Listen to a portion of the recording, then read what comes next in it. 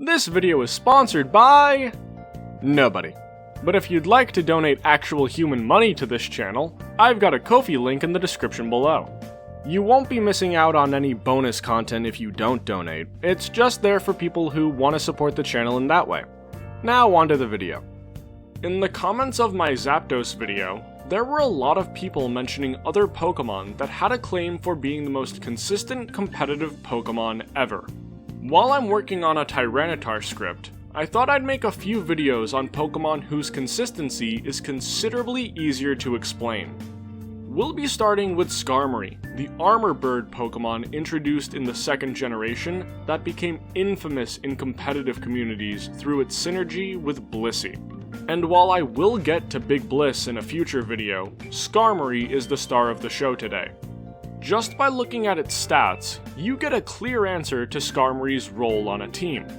Its 140 base physical defense nearly doubles its second highest stat.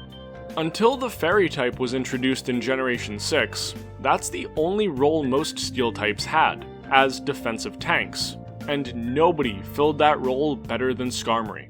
The Flying Steel type combination offers it 9 resistances and 2 immunities, including to the ground typing that would otherwise be able to put quite a hurting on it with Earthquake. Until Sword and Shield came out, Skarmory had enjoyed an unbroken streak of 6 generations in the OU tier, filling the exact same role in each one. That's a longer streak than Zapdos, who lasted only 4 generations before being knocked down a peg. Skarmory's undoing would come at the hands of its low base HP and special defense, being outdone by defensive anchors introduced long after it that had higher defensive stats across the board. The most obvious example of a Pokemon stealing Skarmory's spot is Corviknight, who shares the Steel Flying type combination. While Corviknight lacks the glaring shock of a defensive stat at the 140 mark, when adding up its base HP, physical defense, and special defense, it surpasses Skarmory by 13 points, 288 to 275. That's a very noticeable difference in battle. Skarmory's fall comes from a clear case of power creep, something that's starting to happen to many of the Pokemon once seen as titans from tiers long ago. But let's not dwell on the present when we can embrace past glories. For many years and across countless battles, Skarmory proved itself to be the premier physical wall in the face of the game's hardest hitters. The key to using Skarmory well is to not ask too much of it. It does not take special attacks well, even from types it resists.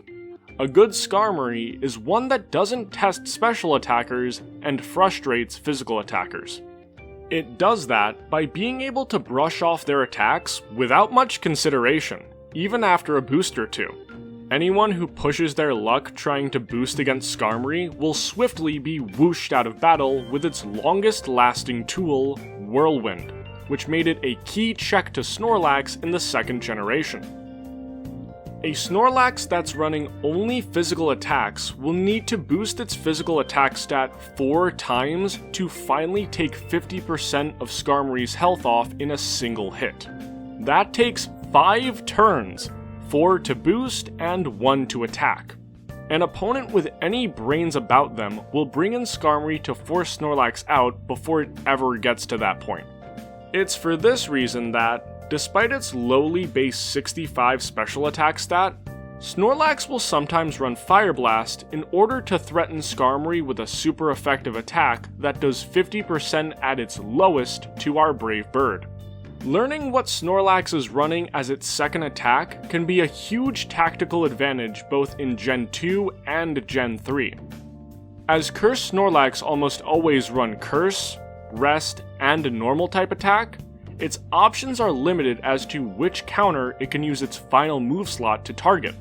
If you're able to scout out its Fire Blast, you'll know that you're fine to bring in a rock type like Tyranitar or Rhydon, since Snorlax doesn't have Earthquake to punish them.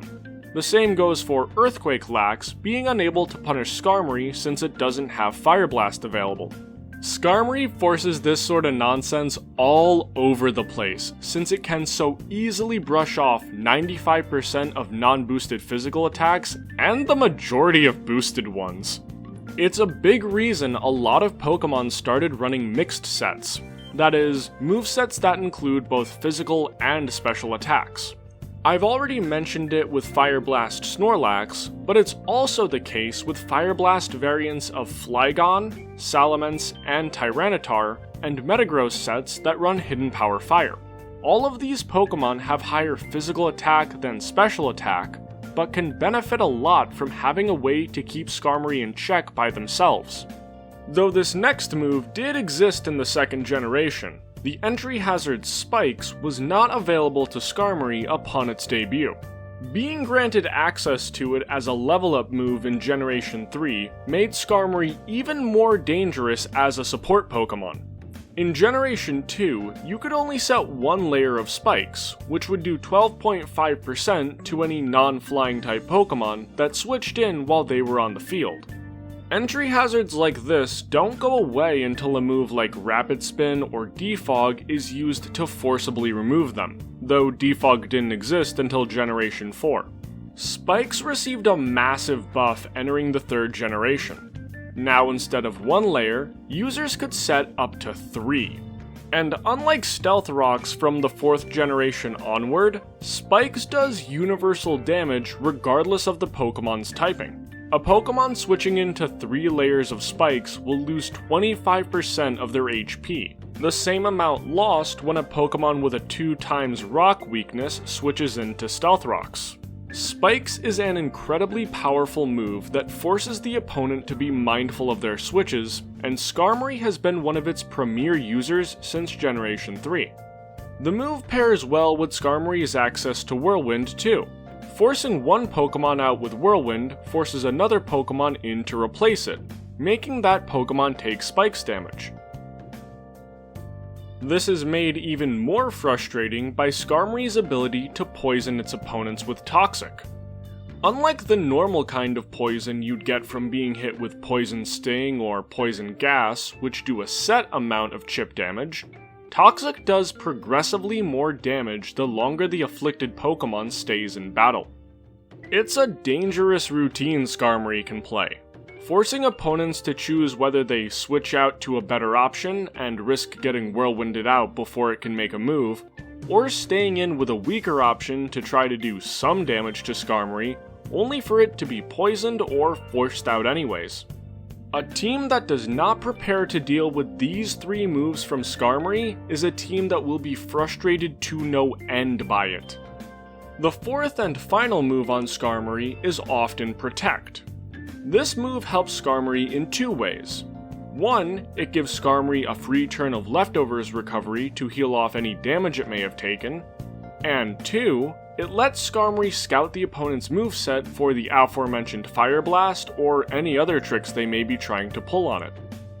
This was the moveset that made Skarmory a pillar of competitive singles in the 3rd generation, with the dominant team archetype of the format being known as TSS, which stands for Toxic, Spikes, Sand. Skarmory provides the first 2 on its own, while the best Pokemon in OU in that generation, Tyranitar, provides the Sandstorm with its ability Sandstream. Skarmory works wonderfully in Sand. The weather condition does a bit of chip damage at the end of every turn to any active Pokemon on either side of the field, unless that Pokemon is a Rock, Ground, or Steel type. What this means is that while Skarmory can freely regain its health with leftovers in the middle of a sandstorm, Pokemon who aren't one of those 3 types can only recover what the sand damage already took away, breaking even while Skarmory makes a profit.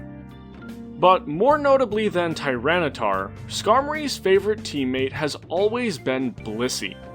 The Skarm-Bliss duo is defensive synergy at its most simple and most powerful. Skarmory has massive physical defense, but low special defense.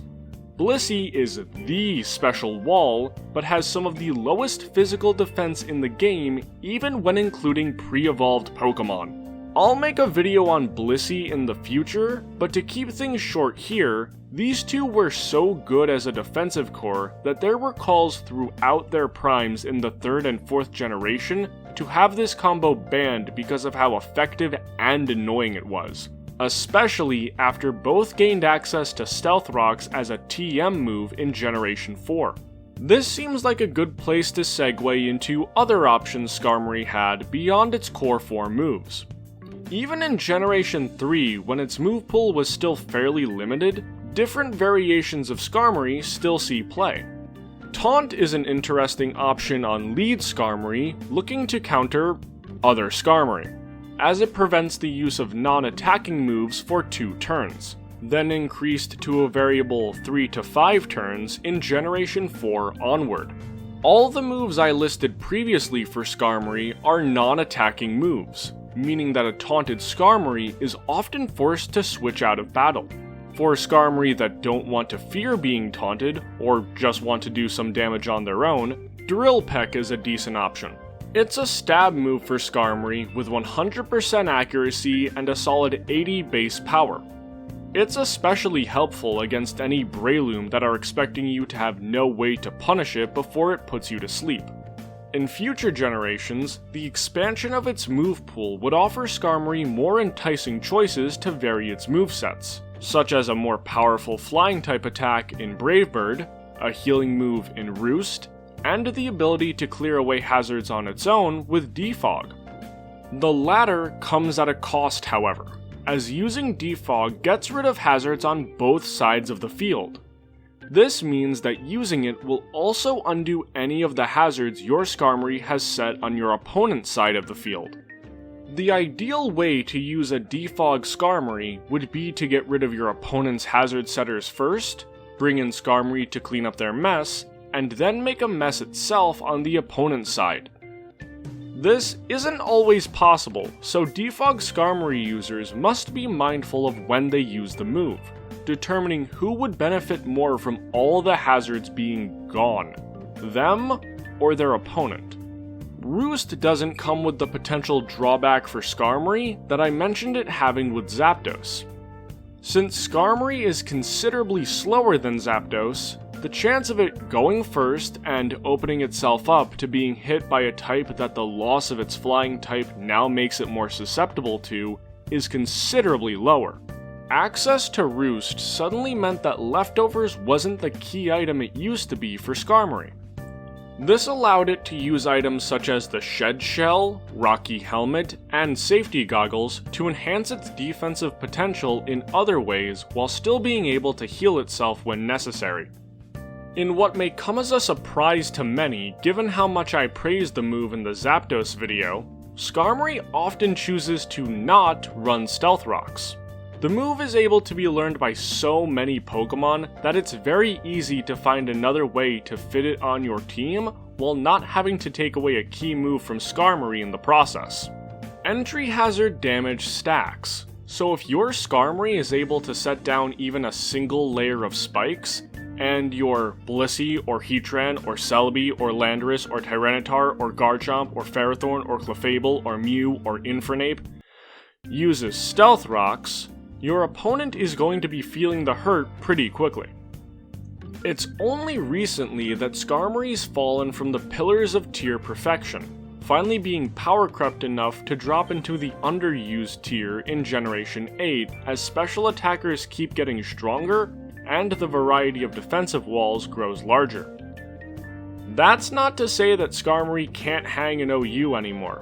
Its rare combination of physical bulk, access to entry hazards, and an instant recovery move is still very good, enough for it to be given a B ranking in the latest Gen 8 OU viability rankings I could find. Generation 8 actually provided Skarmory with a huge boon to its offensive potential in the form of Body Press, a fighting type attack that uses the user's physical defense stat when determining the move's power. This means that instead of attacking off an average base 80 physical attack, Skarmory can strike with its base 140 physical defense. For reference, there are only 3 Pokemon in Gen 8 OU that have a physical attack stat higher than 140. This is why, despite having the move since Generation 4, Skarmory sets have begun running Iron Defense for the first time, to boost its physical defense, thus making Body Press even stronger. This also now makes Skarmory truly impossible to take down with physical attacks.